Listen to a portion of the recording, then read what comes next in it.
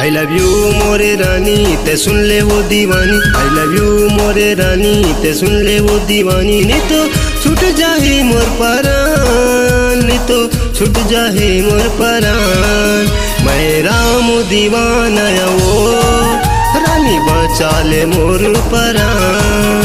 मैं तोर दीवाना रे रानी बचा ले मोर परान। आई लव यू मोरे रानी ते सुन ले वो दीवानी। आई लव यू मोरे रानी ते सुन ले वो दीवानी। नहीं तो छूट जाए मोर परान, नहीं तो छूट जाए मोर परान।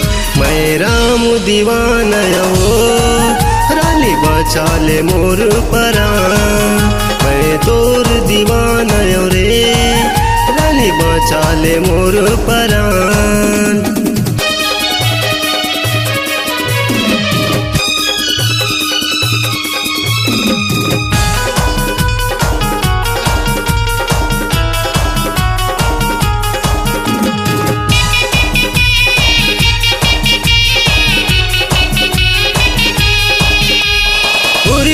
आँखी तोरे दिखे ते सनान, दिखे ते सनान वो दिखे ते सनान, दिखे ते सनान वो दिखे ते सनान। आही बाही नजर फेरे दिल्ला मारे बान, दिल्ला मारे बान वो दिल्ला मारे बान, दिल्ला मारे बान वो दिल्ला मारे बान। नहीं तो छूट जाही मोर परान, नहीं तो मर जाऊँ मोरे जान।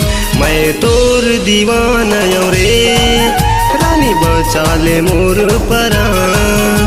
मैं राम दीवाना वो रानी छूटा ते मोर परान।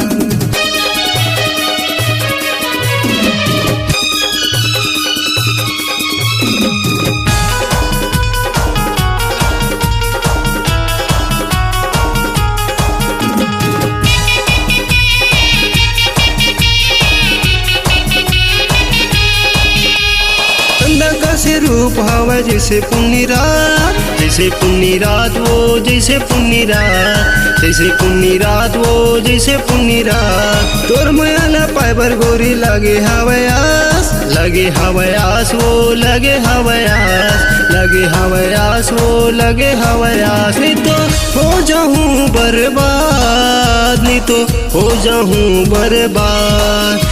मैं राम दीवाना वो रानी बचा ले मोर परान।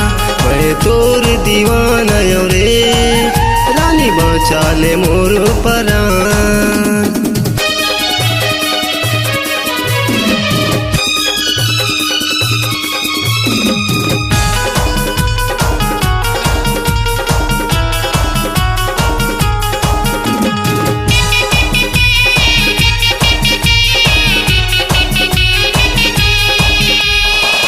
मुलाकात रानी हो गए परेशान, हो गए परेशान वो हो गए परेशान, हो गए परेशान वो हो गए परेशान। महू तोरे राजा गोरी राजा मोला मान, राजा मोला मान वो राजा मोला मान, राजा मोला मान वो राजा मोला मान। तोला कहा था वो मोर जान, तोला कहा था वो मोर जान।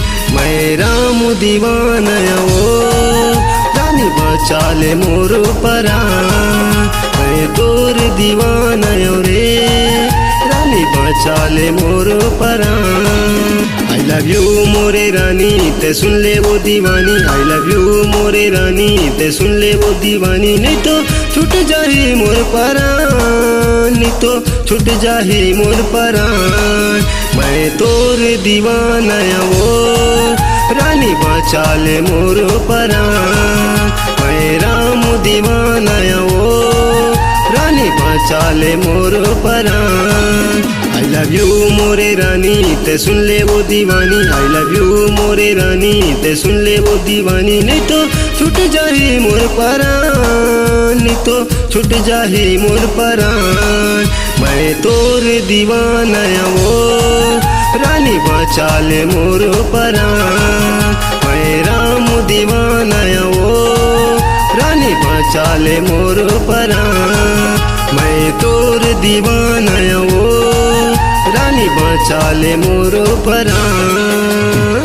हाय अपनी आवाज़ आवाज को दीजिए एक नया मुकाम। डिजिटल रिकॉर्डिंग की दुनिया का जाना पहचाना नाम स्वरांजलि, जहां गूंजती हैं ध्वनियां अपनी माटी की सौंधी सुगंध के साथ। छत्तीसगढ़ी संगीत के विविध रंग जो पहुंचाते हैं पूरे प्रदेश में डिजिटल रिकॉर्डिंग के संग।